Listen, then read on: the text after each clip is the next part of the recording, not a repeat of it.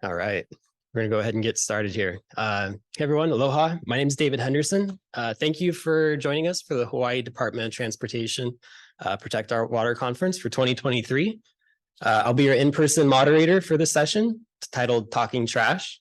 This session is being streamed concurrently for those of you in our virtual audience.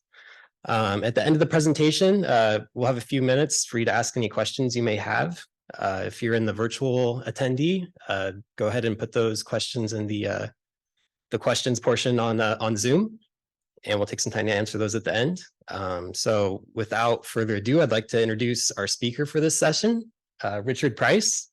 Richard is a professional engineer with 31 years of experience in design, construction, environmental compliance, low impact and sustainable design, and climate change issues, working for clients including ports, federal, state, and local governments, and private industries. His recent work has focused on greenhouse gas reduction planning, as well as consulting, as well as sustainability and resilience to sea level rise. In addition to his professional environmental consulting experience, Richard has lived and worked in Nepal and the former Soviet Union, where he worked with the United Nations system, constructing irrigation systems and developing economically and environmentally sustainable housing, water supply, and sanitation facilities for refugees. Please help me in welcoming Richard Price. Morning, Richard. Thank you, David, and aloha, everyone. I appreciate you coming.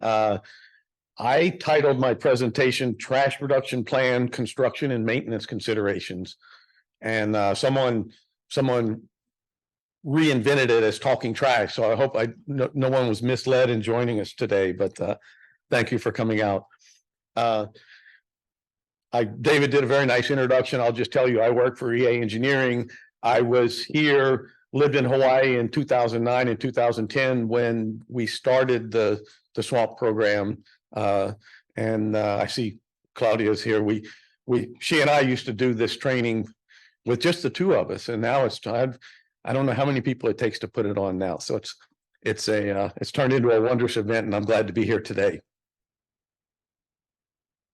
So a quick agenda. I'm going to talk a little bit about the DOT Highways, the Oahu District's trash reduction plan, and some of our success to date in implementing that plan, and some of our challenges for the future.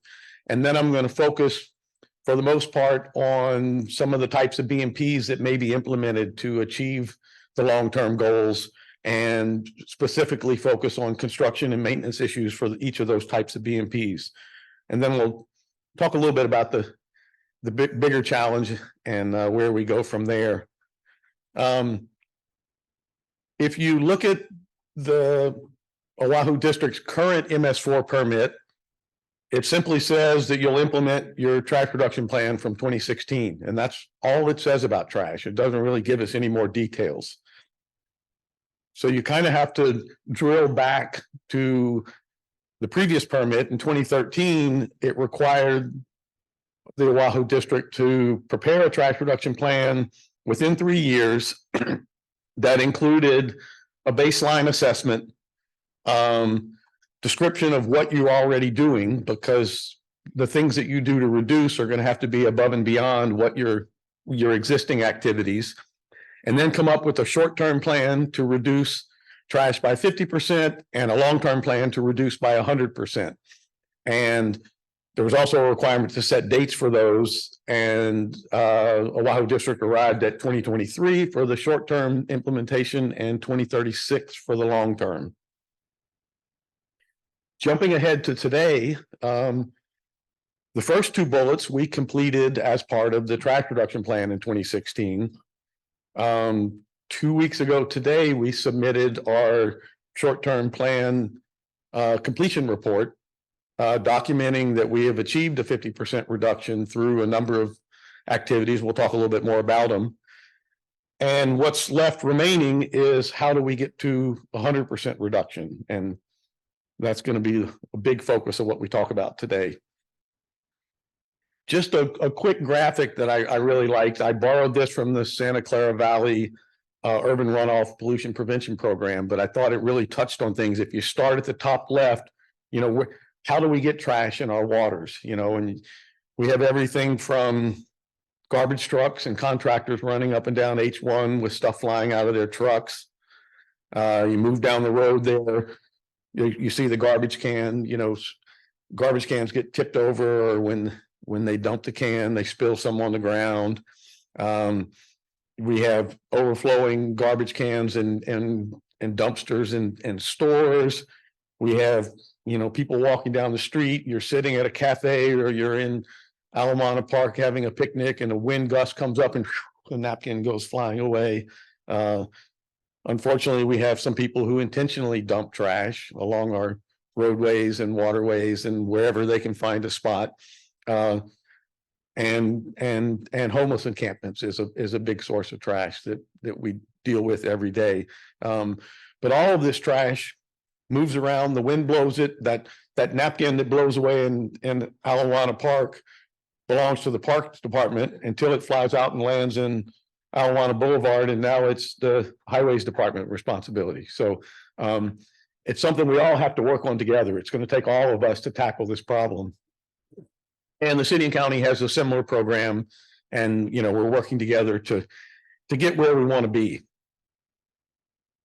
So in the Oahu District trash reduction plan, we kind of lined out a 5-step method, and we leaned heavily on work that had been done in California for this. The San Francisco Bay Area had very similar requirements written into their permit a few years ahead of Hawaii. So we're kind of following in their footsteps, and they've done a lot of the groundwork for us, which is helpful. But if you start in the upper right in the yellow box there, the first step or the first set of controls that we like to focus on is we call institutional actions. And this is things the legislature can do, like banning styrofoam boxes, the plastic bag ban, enforcement of increasing fines for littering, et cetera, that are sort of the heavy-handed method of control. And then there's public education and outreach, which is focusing in and trying to encourage people to be more aware and careful with what they do. I think we find that works really well starting in the school age, because if you can teach the kids, they'll yell at their dad when he throws something out the window of the car. So it's always a good way to go. But this is trying to prevent the trash from going on the land. And if you heard Barry speak this morning in the keynote address, it's a whole lot easier if you don't have a problem to try and fix. So this is far and away our best tool for as much as we can utilize it. But once the trash is out there and it's scattered across the landscape, we moved around the clock to the land-based cleanups, to the land-based interception. And this is, there's trash all over the ground. How do we go about either picking it up or utilizing our street sweepers, because a lot of it ends up in the gutters of our roadways, and pick it up, intercept it before it enters our MS4 system. And you move around from there, we get to MS4 interception. This is once it goes in our inlet, how can we capture it in catch basins, in BMPs, whatever we can do to capture it before it comes out of the pipe and goes into our waters. And then circling around to the purple in the top left is water body interception. And we'll talk about that a little bit, but that's not something that we've really implemented a lot of in Hawaii yet. And in a perfect world, we won't have to get there, but we'll talk more about that. And then finally, you come around to the 12 o'clock, and that's when you sum up all of these things and calculate, well, how much additional trash have we captured above and beyond what we were already doing? And this is something that we really had to work on because it gets really complicated. In simple terms, if we start out and say, today there's 100 pounds of trash per acre scattered across the land in Hawaii, and we pass some legislative actions and we educate the public and we reduce that by 20%. Well, now there's only 80 pounds. And so when we run the street sweeper down the street, there used to be 100 pounds per acre for us to pick up from. Now there's only 80 pounds.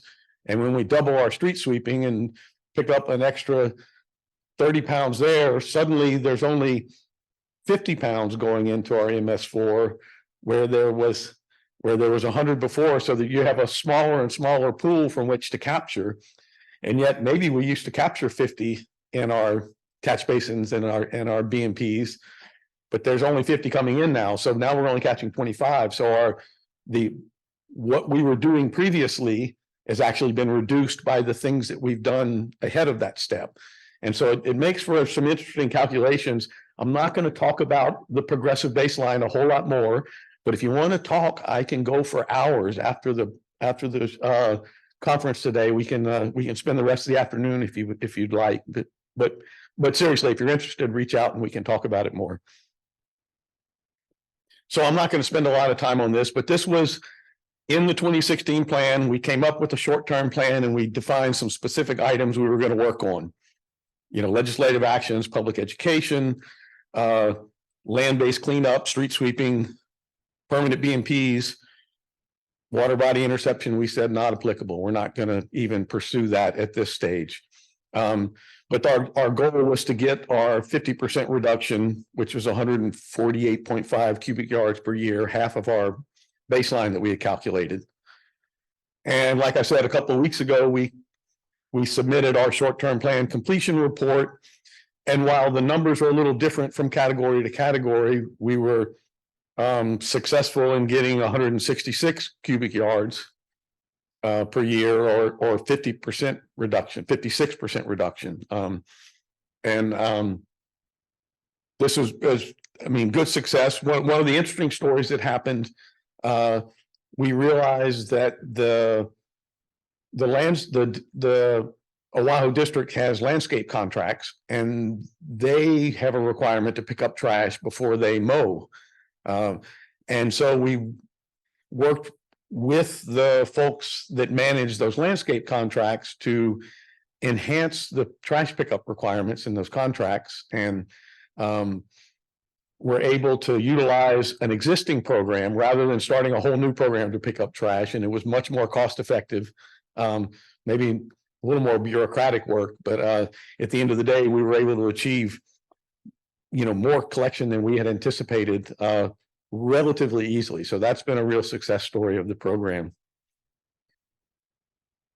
So we reached our 2023 goal. Whew. Okay, now how do we get, this was getting us to 50% reduction.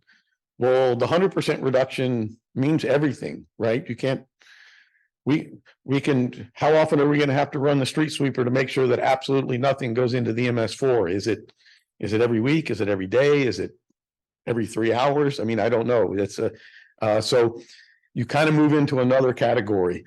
And in our 2016 trash reduction plan, we lined out, I guess, 6 bullets here of things that we thought would be useful. Interestingly, the first 2 that we kind of thought of as pie in the sky somewhere in the future, the legislature has already done. The styrofoam food container ban and the expanded plastic bag ordinance that we have.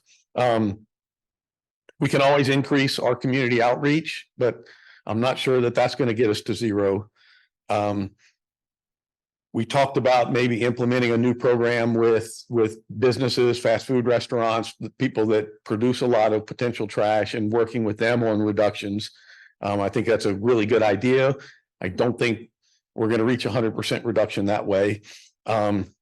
Street sweeping, as I said, we can do more sweeping, but I can't imagine how much it would take to actually pick up all the trash with the street sweeper. So we come down to the bottom and we get to what we see they're doing in California is installing trash capture devices. I say full capture. We'll talk about that in a second, but installing BMPs that can capture all of the trash that's in our MS4 and dispose of it before it comes out of the pipe and goes into our waters. And again, if you heard Barry talk this morning, what do you think is cheaper? Not throwing something on the ground or having to go build a BMP and then maintain it regularly to try and find that trash and pick it up some point in the future. So that's kind of where we are. The this long-term plan, and we said this in 2016, will be updated in the near future, but the reality is the only way to get to 100% reduction is going to be more focus on capturing everything. So I mentioned full capture versus partial capture. And they've done a lot of work on this in California because almost all of these BMPs have some sort of a bypass to prevent flooding, or in really extreme events. There may be some times when they are not technically full capture. And so they've come up with some definitions, and I would imagine Oahu District's going to use a similar approach.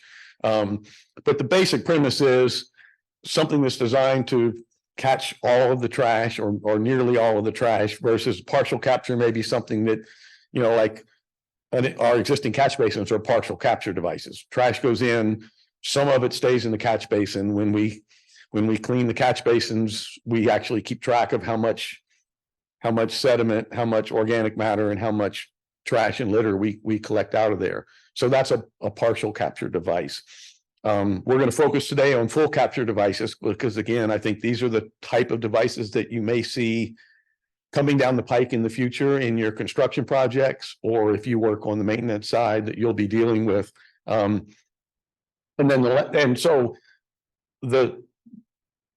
say size and maintenance interval here because there's part of being full capture involves maintaining them properly. If you have a device and once it's full, it's not going to capture anymore, so everything else may bypass. So there's different maintenance intervals for some of these different things, and that needs to be taken into consideration. And then also many of these devices can treat things other than trash. And depending on where you are and what your other concerns are, if you have sediment concerns or nutrients or other things, it may make sense to consider one BMP over another. But I'll start out with, I think, an interesting one. This is relatively new, but they're called retractable inlet screens. And it's, as you can see, it's like a mesh screen that covers the stormwater inlet. And you can't really tell in that picture, but if you look at the top left, those are on a springed hinge, so that if it does completely fill up with trash and leaf litter, the force of the water will open it and allow the trash to bypass. But so that you don't have street flooding. But short of that, it will capture all of that stuff. And interestingly enough, if you go back to our 5-step method, it then gets picked up by the street sweeper. And so then it goes into a different category, and you have to recalculate what your baseline. Anyway, it's a never-ending story. But so what they've done in California, they've developed a program where you go out and you have to do an inspection. If you have 100 of these, you do an inspection. And if a certain percentage of them are deemed to have more trash in front of them that would cause them to open if it rained, then you do not have a full capture system. So if you have 100 of them, you have to have, I don't know what it is, 85 of them have to be actually capturing all the trash to claim that. So you get into a maintenance issue. How often do we have to run the street sweepers to keep these things clean enough that we can do our inspections and declare that you know, whatever area that they're draining is now a full capture and there's no trash being discharged there. So from a construction standpoint, these would be pretty simple. If you were managing or inspecting a construction project where these were being installed, you know, what might you want to be concerned about? Number one, I suspect the contractor installing has never seen one of these things in his life. So you might want to make sure that he reads the instructions, and, you know, maybe even if there's a manufacturer rep that can be there to at least get them started. But again, from inspection and construction management perspective, I don't know that it's a huge issue. But from a maintenance perspective, like I was just discussing, we've got to make sure that we actually clean the litter and the leaf litter from in front of it often enough that they aren't opening and just letting it all bypass. Because then if we just let it pile up and all go down the drain, we're defeating the purpose of the whole thing. So there's going to be some considerations on maintenance schedules for these as we move forward. Bioretention, you see at the top left, that's the University H1 interchange. We have a bioswale installed there. So bioretention is typically a sunken area with a permeable soil mixture and some plants and a pipe underneath, a perforated pipe to filter the water through the soil and drain it out through the pipe. So the water and the trash all comes in like you see in the picture at the bottom. The trash is floating in the water. The water all soaks down into the ground. What happens to the trash? It's all sitting there. So again, the maintenance schedule for picking the trash out of these things becomes critical because after a while, people aren't real happy when they can see all, we've done a great job of preventing the trash from going into the water, but now we've got an eyesore along our highway or streets or in the parking lot or whatever. So again, there's some maintenance issues to be considered there. Construction issues with bioswales. I don't know how many of you were here 3 years ago. I think I already did that class. You missed it. But again, bioswales and bioretention and rain gardens, whatever you want to call it, are becoming more and more common in Hawaii. And so I think more and more contractors have seen them, but it's the whole idea of something new and specifications for types of soil media that maybe you haven't seen before. And you don't know how to just pick up a handful of it and look at it and say, oh, that's a proper bioretention mix. So being aware of some of those things and making sure that you're following the specs, you're building it as needed. They're not recompacting the soil by driving all over it after they build it or flooding it with sediment, some of those kind of issues that you need to be aware of. And then for a maintenance issue, I already spoiled this one. They're very good at capturing trash because it tends to, as the water soaks in, the trash settles out there. But you then need to come and pick it up, or the wind's going to dry out and the wind's just going to blow it back into the road and it goes down a different inlet.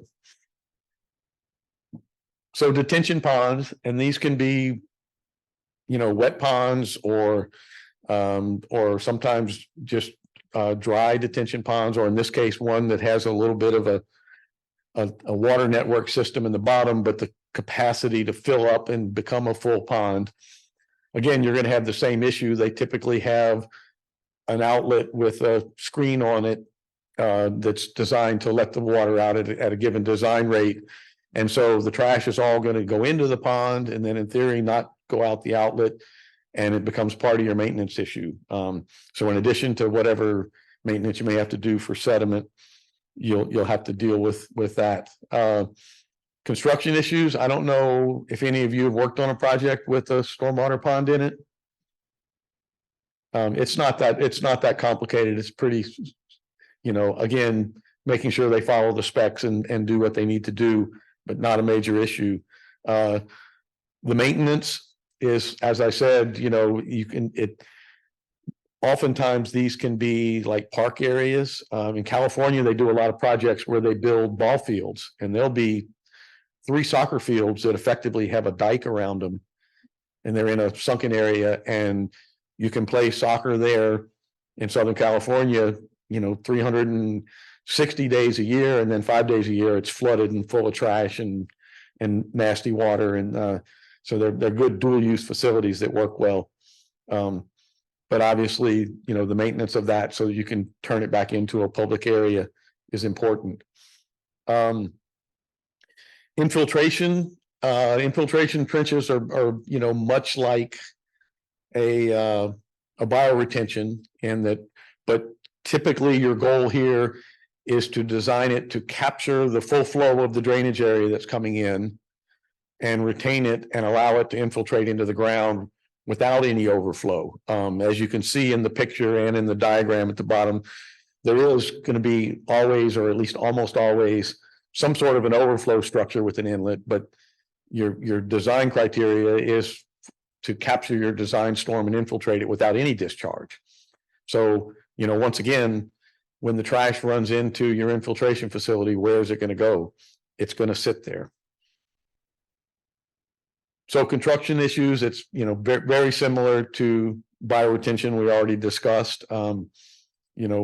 Making sure that the contractor's using the right materials, that he's following instructions and not using it as a construction stormwater treatment device and filling your bioretention soil or your infiltration soil with fine sediment before we even put it into use, are the important steps.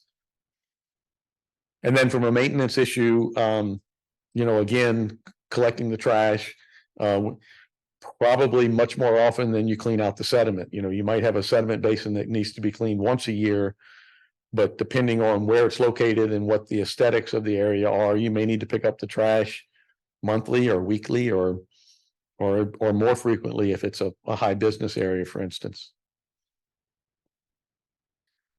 Media filters like a sand filter, and these can be built either, as you see in the color picture there, it could be built into the ground. I think more commonly or quite often we see them in a concrete box like you see at gas stations often. Very similar to bioretention and infiltration. We're concerned about in construction, we're concerned about that the contractor uses the right materials, builds it properly so it functions and doesn't fill it up with sediment during construction. And then from a maintenance standpoint, again, the trash that goes into it is going to tend to be captured there and stay there in if it's a concrete box with basically an underground vault, you won't see it, but it can start to affect the performance eventually if you don't clean it. So it'll become part of your normal maintenance cycle to remove the trash. Catch basin inserts. I mean, we've all worked on a project with a catch basin insert. A witch's hat is a catch basin insert. But these are more typically designed to capture trash, although they can also treat other things. They often have an oil boom on them or different types of filtration. But again, the idea is something that you can just drop into an inlet and it can capture trash and debris that comes into the catch basin and before it goes into the MS4.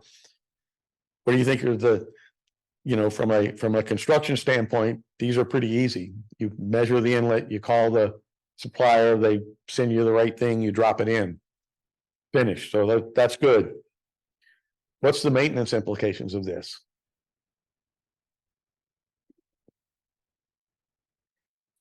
Well, look at the size of that bag.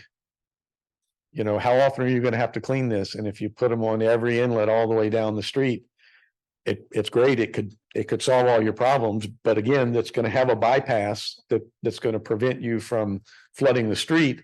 So once that bag is full, everything else is just going in the inlet. So, if you're going to go this approach, you need to stop and think about, what's going to be our maintenance requirements to get the level of removal that we're looking for.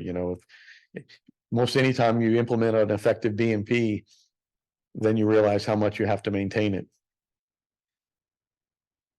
Another device that's used quite often, again, focused almost primarily on trash, is inlet screens. I think the picture at the bottom right is at one of the DOT base yards where they have downspouts coming off the H1, and they build a box just to be able to capture some of the sediment and debris before it goes into the MS4. Same thing, construction of these is fairly easy. If you have an existing catch basin, making sure you have space for it, but just ordering one and putting it in, or if you're building a new one, you can actually, build it of suitable size to make it match. Maintenance issues, what's going to happen when this screen gets covered with plastic bags?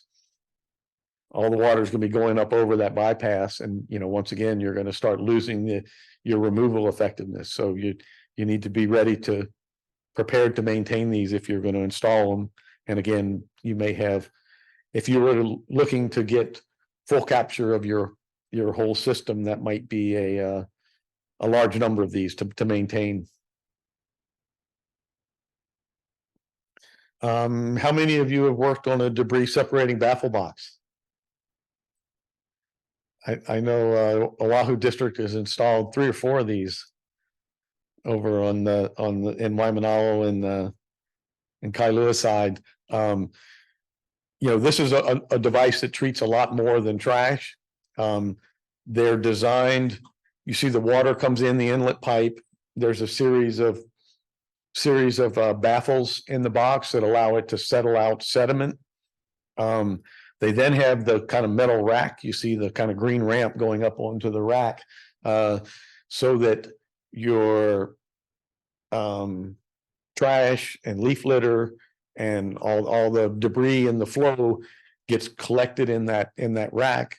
And they're designed such that it keeps that stuff up out of the water, because one of the concerns is if you just have a vault and you put a bunch of leaf litter in it, the leaves will sit in the water between rainstorms and just decay, and you get a tranche of really nutrient rich water that then gets flushed out in your next storm. So the idea is to separate the nutrient producing debris from the water, so you can remove it.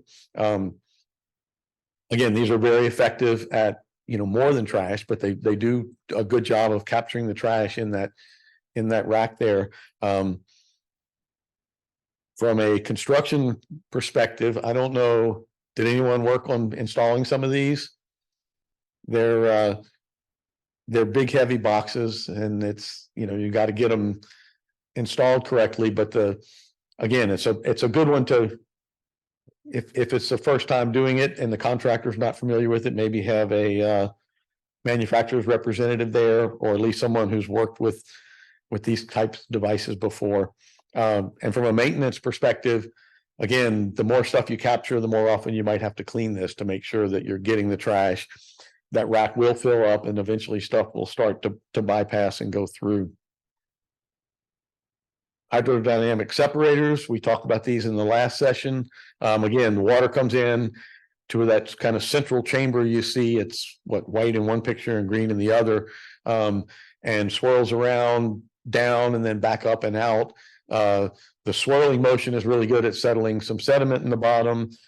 That cylinder in the middle captures the trash and oil and grease, so we're getting more treatment than just trash. Construction of these, again, they're pre-designed, ready to go. If you get the right elevation at the bottom, you can drop them in the hole and go. But again, never a bad idea to have a manufacturer's rep around, or at least somebody who's done it before. Maintenance aspect of these can be considerable. You typically need a vacuum truck to clean these. There's water standing inside. The debris and the trash, depending on the size of your vac truck and the size of the hose they're using, can be an issue. So you may end up having to scoop out trash before you vacuum. And then you end up with all this trash in your vac truck that you've then got to separate at some point before you can dispose of the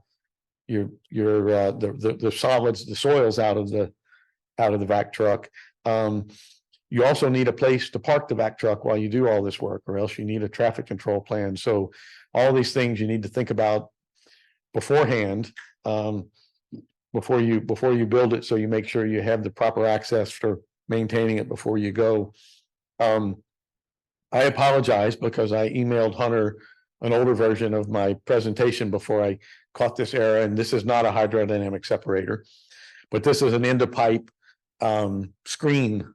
And the idea is, you see the big screen pipe, the water flows in there, the trash and the debris is all collected. And then when it comes time, you see the little picture at the top left, you can open the trap doors and clean out all this stuff. This one has a really nice bypass. You can see the size of the outfall pipe that this flowing into this. So again, you're going to need to make sure you have the capacity. If you're claiming this is a full capture device, what is your design storm for that? And are you going to actually be able to treat that kind of flow? And I mean, maintenance considerations, any thoughts on that? Who here would want to open that door and have to go in there and start scooping all that stuff out? It doesn't lend itself to equipment. You can use a vac truck, but it's not always, you still have to get in there and do some raking, and they're fairly labor intensive to maintain, but they are very good at capturing the debris that we're focusing on. and then into pipe nets. This is a really popular type in California. And especially in Southern California, Los Angeles area, these nets are disposable. So they're designed, you put them on the pipe, you leave it until the net fills up, and then you come and just disconnect it with a boom truck, and you pick the whole thing up and put it in the truck and haul it away.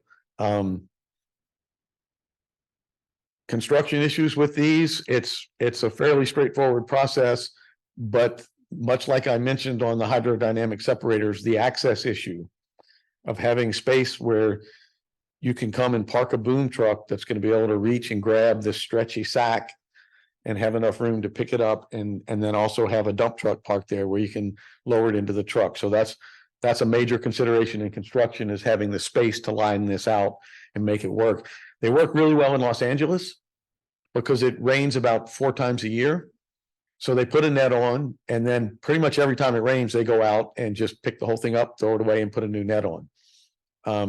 Here in Hawaii, I don't know, has anyone seen one of these? I haven't seen them used here yet. I'm a little skeptical because you look at some of these pictures, well, when is this so full that we need to change it? Because if it rains, it's going to get too much come down, and then the net's going to break and rip, and then all that stuff goes free. So and we'll talk a little bit more about that in a minute. Again, maintenance issues on this, it's equipment intensive because you do need a boom truck and a dump truck to empty these, depending on the size. But and you need to have when you're designing it, you need to have the facilities to have a little pull off and room for 2 trucks, and or again, you're going to need a traffic control plan to manage all this to be able to get within reach. And obviously, the further the reach is, the bigger the boom truck is, and then you got the outriggers, and then you need to close 2 lanes, and then you get they can be a challenge. So I mentioned in our 5-step method, the water body cleanup, so water body interception, and we're not using that in Hawaii right now. Now, for those of you who've been sitting here thinking like, oh, well, this guy's full of it, I'll offer you your chance. Litter booms, where is there one of these in place within 200 yards of us right now? So I shouldn't say we're not using them, but it's not real common. But so there are a number of techniques for capturing trash in the water. But I mean, you look at this. I've never actually seen them maintain the one over here in Aloi, but it's not, go back to that process of, is it better to not throw the litter on the ground? As we go around the circle as we go around this circle, it gets harder and harder and more expensive to solve these problems as we move down the line. So by the time it's in the water, I mean, I don't know how you would go out there and collect all this trash. And you can see the trash floating past the boom anyway. So it's going under, it's going over, depending on the flow in the water body. So it's always a challenge, but I'll run through a few of these. This is a new one to me. I just found it on the internet. I have no idea. It's called a bandalong, but it goes in a stream, and it uses the flow in the stream to kind of channel it between those angled booms and into a capture area. That, again, I'm assuming you have to get a boat, or I don't know how you go out there and clean it out once it's full of trash. And obviously, if it gets too full, again, trash is going to start to submerge and go under the booms. And trash skimming vessels. They actually build boats specifically. You see the opening in the front of the boat, and they go out, and I know they have one of these in Baltimore.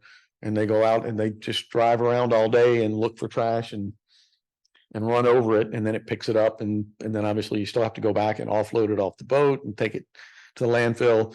Again, I can't even imagine what the cost per plastic bottle collected of operating one of these things must be, but it's not necessarily the route we want to go. And then just lastly, real quick, because I was there when they built this in Baltimore, and it's a really cool idea because it's right where the river comes into the Baltimore harbor, and it uses the current in the river to turn that paddle wheel, which then powers the conveyor belt. You can see it kind of the little yellow angled belt in the underneath. And so the trash gets funneled in by the current, the conveyor belt lifts it up and dumps it into a dumpster. And then they still have to go out with a barge and change the dumpster out.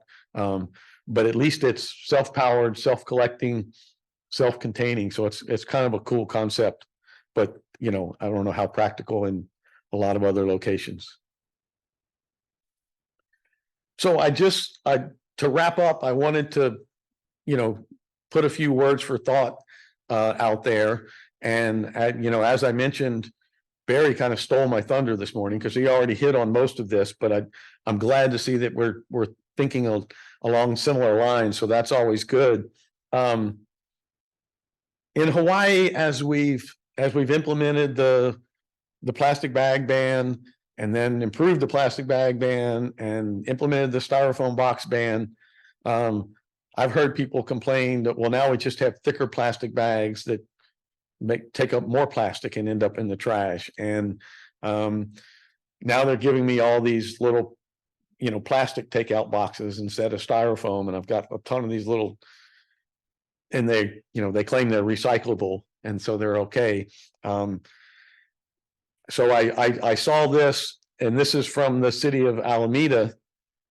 They no longer allow any plastic in takeout. So you can't use the plastic containers for takeout food. Everything has to be compostable and fiber compliant, whatever. I'm not sure exactly how they define that. But so they're moving beyond that. And then in their public outreach campaign, they're saying, hey, you can't use plastic. Okay, we'll allow you to use compostable stuff, but we'd really prefer that you use, reusable as your best option.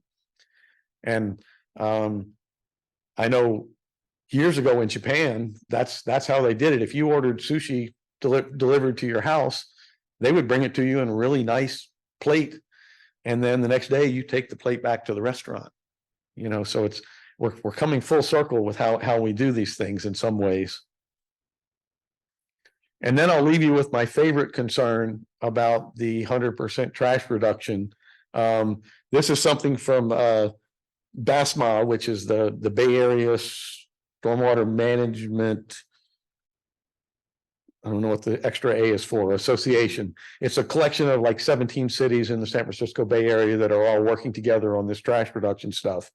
And I've seen the trash total. This one says 9%. I've seen one up to about 15%, but they've done some studies. And of those, if you capture everything at the end of the pipe, 91% of it in California is debris. It's sticks and leaves and biodegradable natural stuff, and 9% is trash. And then they show you the breakout of how what they found that trash was. I don't think anyone has done a detailed study like this in Hawaii, but I would postulate that number would probably be more in the 2 to 3% range for trash, because we have so much more leaf litter and we have trees that grow all year round and drop leaves, and it's not just one time a year that you have to deal with the leaves. And it's so as we talk about, again, back to this cost issue of, what does it cost to not throw something on the ground versus what does it cost, and all these different steps to collect it and remove it from the system. When we get to that end of the pipe, my whole presentation about how do we capture this trash after it's in the MS4, we're going to have to capture, literally tons and tons of leaf litter and organic debris, and then sort out the trash from it. If we want to try and do something separate with that organic matter, then take it to the landfill. It's going to be a challenge. And I look forward to discussing this issue more in the future as we come to a conclusion of what is going to be the right way to resolve this issue. But I challenge all of you to let's work at the front end of the process and not at the end if we can, because it's far and away our best approach. So wrap it up here. Our short-term reduction plan is complete. We're proud of all the work that's been done by the Oahu District and coordination between groups, which is always a challenge to get the maintenance guys and the landscape guys to work with us. That's been a real success story for the stormwater group. The long-term reduction work is just beginning, and it's, we can continue the approach that we're using up to a point. And, maybe you can asymptotically approach 100%, but I don't know that we can ever get there without moving towards some sort of complete capture systems. And maybe it's a mixture of the two. That's kind of in the discussion we're having right now. And then I showed you, a variety. There's plenty more, and I'm sure in the next 5 years there'll be new ones of new types of BMPs that are coming your way on projects you work on. So whether you're designing, constructing, or operating and maintaining these devices, be prepared. There's going to be changes. We all got to learn new things and how to deal with them and how to work. And my advice is always to ask questions. If you're a construction inspector on a project and the contractor shows up with something you've never seen before, don't just say, oh yeah, sure. Ask questions, like, where's the instructions? Is the manufacturer's rep going to come out and help you put that in? Have you done this anywhere else before? And don't be afraid to go up the line and ask your boss the same questions to make sure that we are, at least if we're spending the money on these things, that we're installing them correctly, that we're operating them and maintaining them correctly as we move forward. And with that, I'll open it up for questions.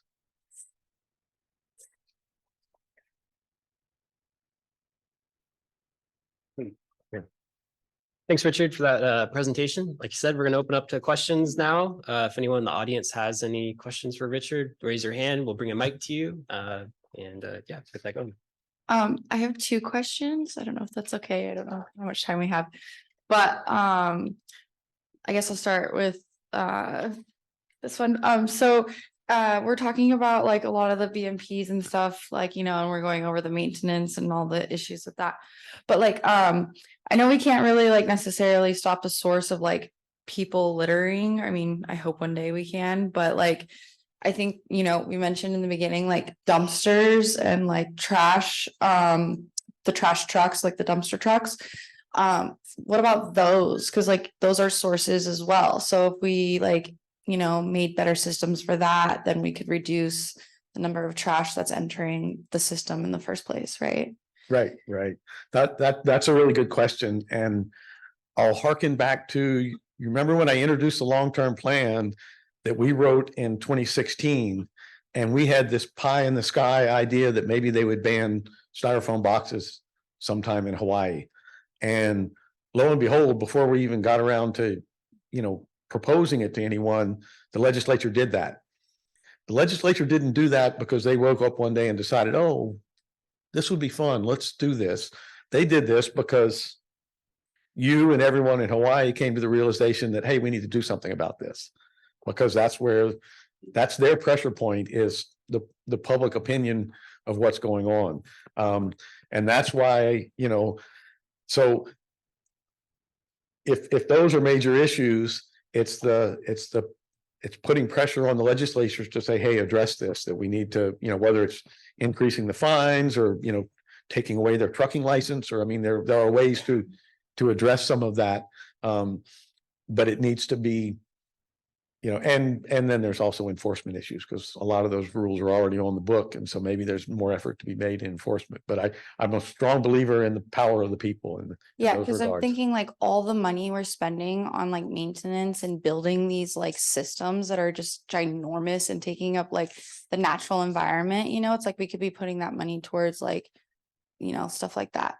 And then the other question, I know you mentioned that the calculations are really complicated and stuff, but for your baseline number for like trash, how you reduced it by 56%, was that calculated in 2016, or did you like adjust it based on the years? I didn't go into a lot of detail on that, but in 2016 we went out and I believe we had 9 or 10 locations where we put temporary trash rack capture devices, and every time it would rain we would go out and pick up how much trash came out of there and correlate that to the size of the storm and the drainage area. And so from that, we calculated trash generation rates for different land uses. So for agriculture areas, for commercial, urban, and then took those numbers and extrapolated to all of the Oahu districts right of ways and came up with the 297. And then we started working from that. How do we get 50% of that out of the system? Okay, thank you. All right. I think we're out of time here. So thanks again, Richard, for the presentation. That concludes our session. Thanks everyone for attending. The next session will begin at 11:15. And don't forget to stop by the vendor booths in the expo hall. Thanks everyone. Mahalo.